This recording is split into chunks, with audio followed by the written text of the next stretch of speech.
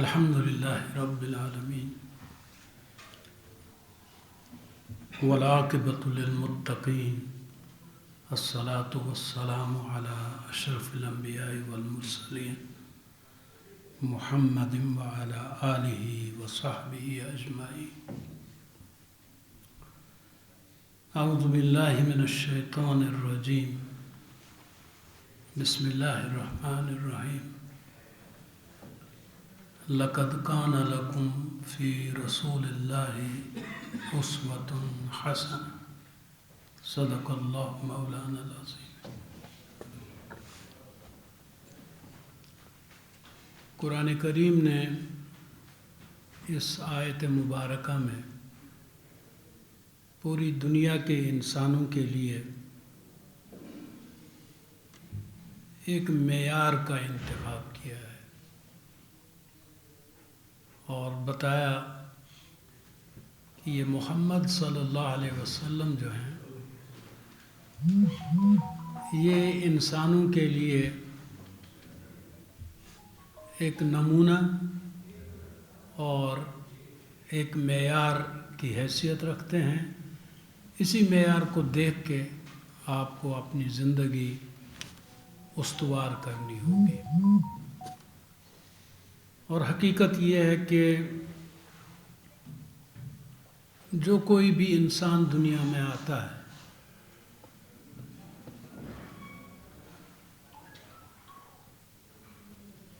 اس میں نیکی بھی ہوتی ہے، بسا اوقات کچھ کمی کوئی خامی بھی ہوتی ہے، لیکن مجموعی طور پر انسانوں کی جب پرکھ کی جاتی ہے تو وہ رسول اللہ صلی اللہ علیہ وسلم کے معیار پر انسانوں کو پرکھا جاتا ہے. حتیٰ کہ صحابہ کو بھی اسی معیار پہ پرکھا جاتا ہے.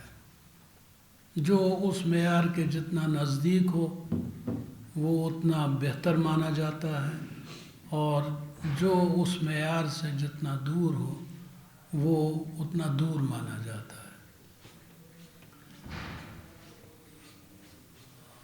ہم کس شمار قطار میں ہیں؟ ظاہر بات ہے کہ ہمارا ان مقدس ہستیوں سے کوئی مقابلہ نہیں ہے، لیکن پھر بھی دنیا میں ایسے انسان گزرے ہیں جنہوں نے اپنے تئیں یہ کوشش کی ہے کہ جس حد تک ممکن ہو سکے میں محمد صلی اللہ علیہ وسلم کے نقوش کو پیش نظر رکھتے ہوئے اپنی زندگی بسر کروں. یہ بھی ہمیں معلوم ہونا چاہیے کہ کتنے ہی بڑے بڑے اولو العزم صحابہ ایسے گزرے ہیں جن کا ماضی ان کے حال سے کوئی مطابقت نہیں رکھتا تھا. ماضی میں وہ بالکل مختلف تھے، جبکہ حال ان کا جو تھا وہ ایسا تھا کہ ان میں سے بہت سارے لوگوں کے بارے میں حضور صلی اللہ علیہ وسلم نے دنیا میں ہی جنت کی بشارت سنائی. حالانکہ ماضی ان کا اتنا تابناک نہیں تھا. تو اس لحاظ سے جب ہم اپنے ساتھیوں کے بارے میں بات کریں تو اس چیز کو مد نظر رکھ کر بات کریں کہ ان لوگوں نے کوشش کی ہے کہ وہ محمد صلی اللہ علیہ وسلم کے نمونے کو اپنے پیش نظر رکھیں اور اس سے مطابقت پیدا کرنے کی کوشش کریں. وہ اس میں کتنے کامیاب ہوئے کتنے کامیاب نہیں ہوئے یہ ان پر اور ان کے اللہ پر اس معاملے کو چھوڑا جانا چاہیے. جہاں تک پروفیسر نذیر احمد شال صاحب کا تعلق ہے، وہ میرے ہی علاقے کے رہنے والے تھے، بارہمولہ کے. ان کے والد محترم کے ساتھ ہماری بہت زبردست شناسائی تھی. وہ بارہمولہ کی مسجد بیت المکرم کے متولی بھی تھے، اور جس کسی کو وہاں پہ خطاب کے لیے مدعو کیا جاتا تھا تو ابتدائی تعارف اس شخص کا نور الدین شال صاحب ہی کیا کرتے تھے. اور وہ اردو زبان میں اور کشمیری زبان میں فصاحت و بلاغت کے ساتھ بات کرتے تھے. ان کے بات کرنے کا انداز بھی بہت ہی منفرد تھا. تو اس لیے جب بھی کبھی ہمیں بیت المکرم میں خطاب کرنے کا موقع ملا تو ابتدا بھی شال صاحب کے والد محترم کے ذریعے ہوا کرتی تھی، اور اختتام پر بھی وہ کچھ کلمات کہہ جاتے تھے جو بڑے کمال کے کلمات ہوتے تھے. کس طرح وہ اس پورے خطاب کا جسٹ بیان کر دیتے تھے. تو ان کے بیٹے میں باپ کی یہ خصوصیات جو ہیں یہ منتقل ہوئی تھی. تو اس لحاظ سے شال صاحب جو کچھ کہتے تھے، لکھتے تھے، کرتے تھے، تو اس میں ان کے والد محترم کی جھلک بڑی نمایاں انداز میں سامنے آتی تھی. باتیں بہت ساری یہاں پہ ہو چکی ہیں. میں مختصراً یہ کہنا چاہوں گا کہ شال صاحب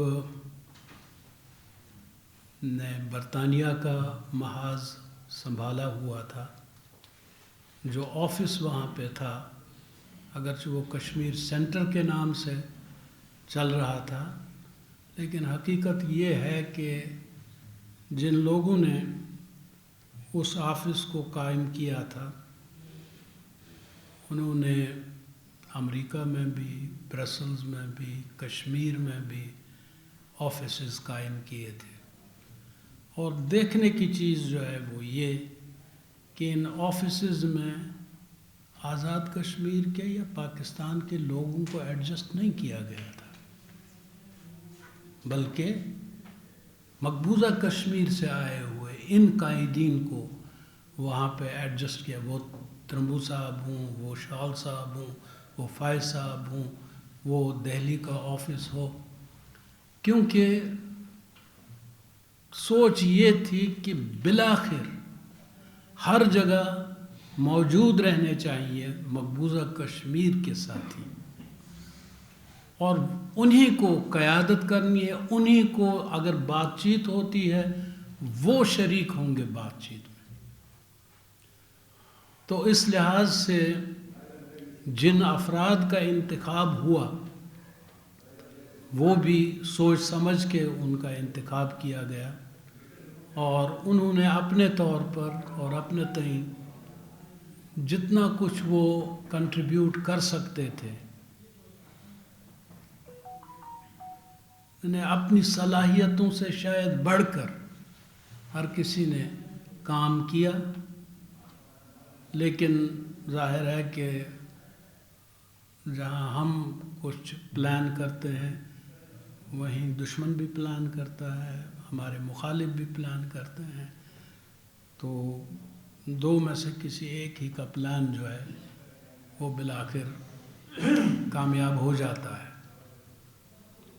تو آج ہمیں اپنے وہ آفیسز کہیں نظر نہیں آ رہے، لیکن جو کام ان آفیسز کے ذریعے کیا گیا تو اس کو بالکل یا نظر انداز بھی نہیں کیا جا سکتا. یہ نہیں کہا جا سکتا کہ ان آفیسز نے بالکل یا کوئی کام ہی نہیں کیا، یا اس کی کوئی کہیں چیز کوئی نظر نہیں آ رہی.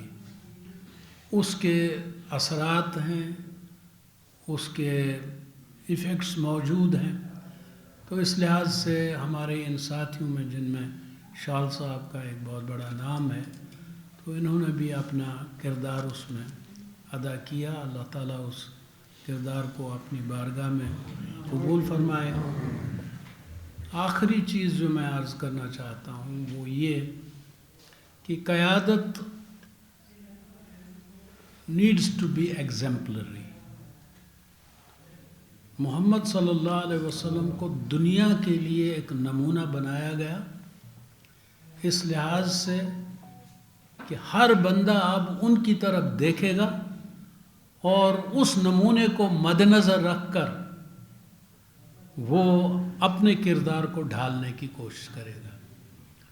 تو حضور صلی اللہ علیہ وسلم کی مبارک زندگی میں جو نمونہ ہے وہ ایک نان مسلم نے مسلم بنتے وقت جب اس سے پوچھا گیا تھا کہ آپ کو کس چیز نے متاثر کیا، تو اس نے کہا مجھے اس چیز نے متاثر کیا کہ میں نے محمد صلی اللہ علیہ وسلم کی سیرت کو پڑھا اور مجھے معلوم ہوا کہ آغاز انہوں نے مشکل حالات میں کیا اور ان مشکل حالات میں انہوں نے صبر سے کام لیا. مشکل حالات سے وہ گھبرائے نہیں. پھر اپنے اصول کے لیے اس کو اگر وطن عزیز کو بھی چھوڑنا پڑا، انہوں نے وطن عزیز کو بھی چھوڑ دیا. اور پھر جب ان کو غلبہ ملا تو جن لوگوں نے ان کے ساتھ ان پر مظالم بھی ڈھائے تھے ان کو بھی انہوں نے معاف کیا. یہ تین چیزیں دیکھ کر میں نے کہا کہ اس سے بڑھ کر اور کوئی شخصیت دنیا میں ہو نہیں سکتی. پھر ایک اور شخص نے جب اسلام قبول کیا تو اس سے پوچھا گیا کہ عیسیٰ علیہ السلام کے مقابلے میں، موسیٰ علیہ السلام کے مقابلے میں، دنیا کے دیگر لوگوں کے مقابلے میں آپ کو محمد صلی اللہ علیہ وسلم کی زندگی میں ایسی کون سی چیز نظر آئی؟ تو اس شخص نے کہا کہ میں نے سیرت کی کتابوں میں پڑھا کہ آپ صلی اللہ علیہ وسلم ایک مجلس میں بیٹھے تھے، ایک شخص آیا پریشان حال، اس سے جب پوچھا گیا کیا بات ہے، آپ کیوں پریشان ہیں، تو اس نے کہا میرا بیٹا کھو گیا، چھوٹا بیٹا میرا وہ کھو گیا تو میں اسی لیے پریشان ہوں. اسی اثنا میں ایک شخص آیا تو اس نے اس شخص سے کہا بھائی میں نے آپ کے بیٹے کو بچوں کے ساتھ فلاں جگہ کھیلتے دیکھا ہے. اب اس شخص کا چہرہ کھل اٹھا اور وہ جلدی جلدی نکلنے لگا تاکہ وہ اپنے بیٹے کو لے آئے. حضور صلی اللہ علیہ وسلم نے اس کو روکا اور اس سے کہا تم جا رہے ہو بچوں میں، وہاں بہت سارے بچے ایسے ہوں گے جن کے والدین نہیں ہوں گے، جن کا باپ نہیں ہوگا. تم جب جاؤ گے اس مجلس میں بچے وہاں پہ ہیں اور تم میرے بیٹے بات کرو گے تو اس سے کتنے ہی بچوں کا دل دکھے، وہ سوچیں گے کاش ہمارا بھی بابا ہوتا جو ہمیں اس طرح پکارتا. تو حضور صلی اللہ علیہ وسلم کا اس شخص کو، اس باپ کو یہ فرمانا کہ اس طرح نہیں کہنا، اس کا نام پکارنا، میرے بیٹے نہیں کہنا، اس کا نام پکار کے اسے لانا. تو میں نے جب یہ پڑھا تو میں نے کہا کہ نہیں، واقعی یہ ایک ایگزامپل ہے جو پوری دنیا کے لیے ہے. تو اللہ تعالیٰ سے دست بدعا ہے کہ اللہ تعالیٰ شال صاحب کی مغفرت فرمائے، ان کی کمیوں کوتاہیوں سے درگزر فرمائے، ان کی نیکیوں کو اپنی بارگاہ میں قبول فرمائے. اللہم اغفر لہ وارحمہ وعافہ واعف عنہ واکرم نزلہ ووسع مدخلہ واغسلہ بالماء والثلج والبرد ونقه من الخطايا كما نقيت الثوب الأبيض من الدنس وأبدله دارا خيرا من داره وأهلا خيرا من أهله وزوجا خيرا من زوجه وادخله الجنة وأعذه من عذاب القبر ومن عذاب النار.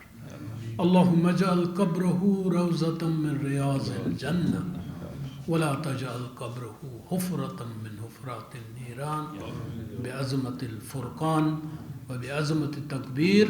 الله أكبر الله أكبر لا إله إلا الله والله أكبر الله أكبر ولله